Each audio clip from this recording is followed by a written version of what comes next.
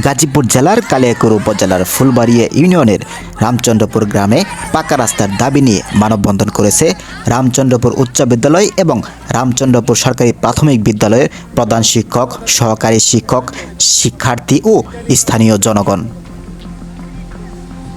তাদের দাবি, মৌচাক ফুলবাড়িয়া পাকা রাস্তা হতে খলিশাজানি ভোট কেন্দ্র থেকে রামচন্দ্রপুর ভোট কেন্দ্র পর্যন্ত পাকা রাস্তার কাজ দ্রুত সম্পন্ন করতে হবে। এটি একমাত্র সংযোগ সড়ক, যার কোনো বিকল্প রাস্তা নেই। জনগুরুত্বপূর্ণ এই রাস্তা দিয়ে শত শত শিক্ষার্থী, অভিভাবক, গার্মেন্টস কর্মী, অন্যান্য পেশাজীবীর মানুষ, এলাকার সাধারণ মানুষ সহ হাজার হাজার মানুষ চলাচল করে। এই রাস্তার পাশে রয়েছে শত শত বিঘা কৃষি জমি। সেই সব কৃষি ফলন পরিবহনের ক্ষেত্রেও ভোগান্তিতে পড়তে হয় স্থানীয় কৃষকদের। এই গুরুত্বপূর্ণ রাস্তাটি মাটি দ্বারা তৈরি কাঁচা রাস্তা হওয়ায় বছরের সব সময়ই ভোগান্তিতে পড়তে হয় এলাকাবাসী। বিশেষ করে বর্ষাকালে এই রাস্তাটি চলাচলের অনুপযোগী হয়ে পড়ে।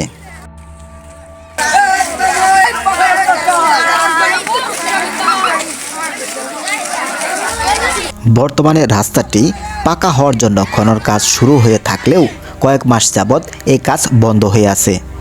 রাস্তার আশেপাশে বসবাস করা মানুষজনের মাধ্যমে জানা যায়, এই রাস্তাটি পাকা করার জন্য প্রয়োজনীয় কাজ শুরু হয়ে থাকলেও বর্তমানে এর কাজ বন্ধ রয়েছে কিছু অসাধু ব্যক্তিবর্গের কারণে।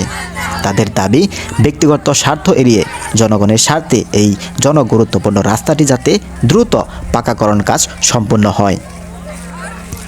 উক্ত মানববন্ধন কর্মসূচিতে উপস্থিত ছিলেন রামচন্দ্রপুর উচ্চ বিদ্যালয়ের প্রধান শিক্ষক, সহকারী শিক্ষক সহ বিদ্যালয়ের শত শত শিক্ষার্থী ও স্থানীয় ব্যক্তিবর্গ।